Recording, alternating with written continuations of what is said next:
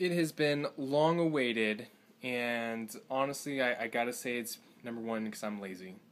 Number two, it's because I don't have time, and number three, it's because I really wanted to try and get this really felt for before I decided to do something like this.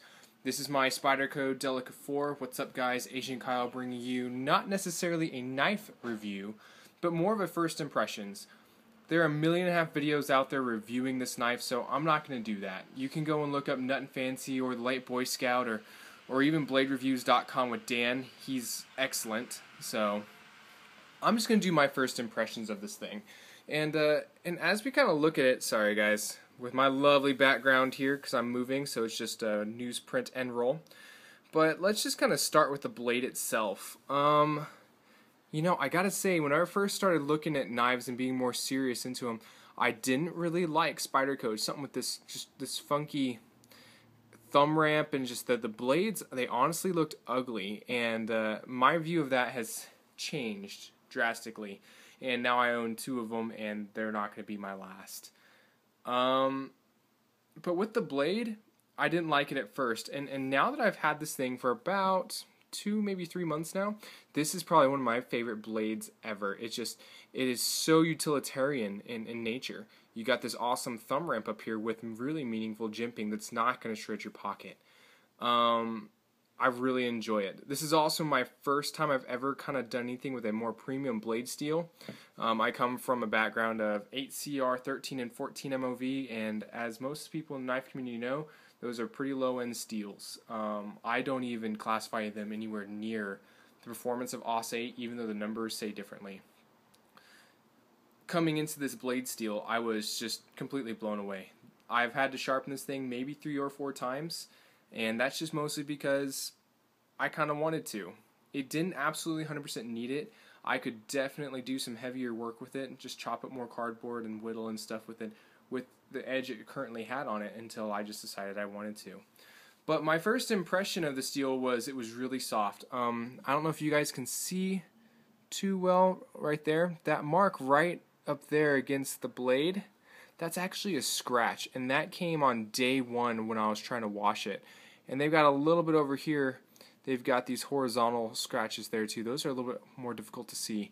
If you were here in person, which would be kind of creepy, it'd be a lot easier to see. And then it's definitely really hard to see up here, but I kind of marred the top of it too. So my first impression of the steel was it just wasn't very durable, but those have been long since put to rest, and I am a big fan of this steel. Moving on to the handle, I came from using a CRKT M2102G. Of course, that had G10 handles, and when I first picked this thing up, number one, it was so light, and I was amazed, and then I was kind of disappointed, because I was like, are you freaking kidding me? This is like a cheap plastic. It's a toy. It's just no good. My opinion on that, of course, has been 100% changed around. It's just, I love this FRN, and I will definitely buy another FRN knife handle blade again. It's just, I'm very impressed with it. It's very light. It's incredibly strong. I've dropped it back here on the hilt a couple times. You don't even see the wear and tear on it. I really do enjoy it, though. This knife is probably one of my favorites in my lineup now. I don't even carry my CRKT anymore. Yeah, I can't scream enough praises about this thing. It's so well done. The spider hole is excellent. You can really kind of get in there with your fingers, and this is my favorite way to open it with the finger click, but I mean you can open it however you really need to. Onto the back side with the pocket clip. I was impressed from the moment that I looked at this one. The pocket clip is just very, very well done. I've only ever snagged it on one thing once, and I actually bent it, so I had to disassemble it and bend the pocket clip back. The only thing I didn't really like about this at all is the fact that it doesn't bury very deep in pocket. And just kind of show you real quick what that looks like, a little bit more in pocket. You've got about that much sticking out, and there's my finger at about 1 inch long. I mean, you have almost 3/4 inch sticking out of your pocket, and that really just kind of bugs me. So I am ordering a deep carry pocket clip from Casey over on oh shoot, whatever that blog is, or not blog, sorry, bladeforums.com, and he seems like he's going to be really, really awesome, and I really look forward to looking at it in person and seeing his work. But overall, this is probably my favorite knife in my collection right now. I'm currently on the testing roads of my all-new Sage 1 that just came in the mail today, and as of May 21st, 2014, so I'll let you guys know how that's coming. But this knife is definitely not leaving the rotation. I enjoy it too much. It's a really good size. It's very, very thin, and the lockback I've actually kind of grown accustomed to, and I feel very secure with it. It opens with a solid click and an authority, and I mean, and it stays open. I took this and did some light bushcrafting with it, and I'm very impressed with this knife overall. The thing I think I like the most about it is when you look at this in hand right here, you see that I have all 4 fingers on it, and that's the same with this Sage that I'm already noticing. Is even without using the 50/50 choil, 4 fingers. With the choil, bam, plenty of room. And that's just something I personally look for in knives a lot, is if I'm going to hold on to it, I want to really be able to hold on to it.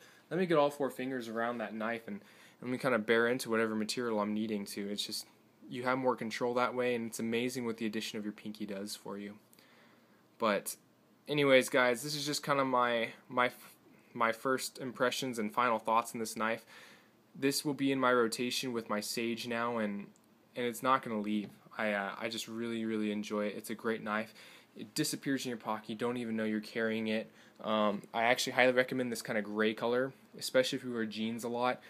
The only jeans it doesn't disappear into the background of are my super dark wash jeans, but all the rest of my jeans it disappears into. Same with my gray shorts that I really enjoy to wear. It's gone. You can't even tell it's on me.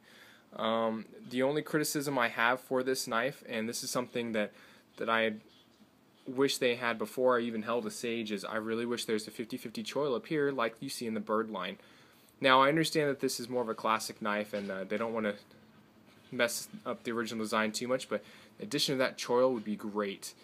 I naturally try to find myself right there already whenever I'm doing tasks, and actually have a dedicated choil would be great.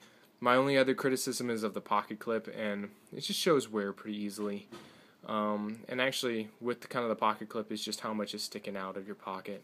Other than that, I highly recommend this knife, and actually, my friend bought one off of my recommendation alone. So this is one of my favorite knives of all time, and I hope you guys enjoy this video. So once again, Agent Kyle signing out, giving you my impressions on the Spyderco Delica 4.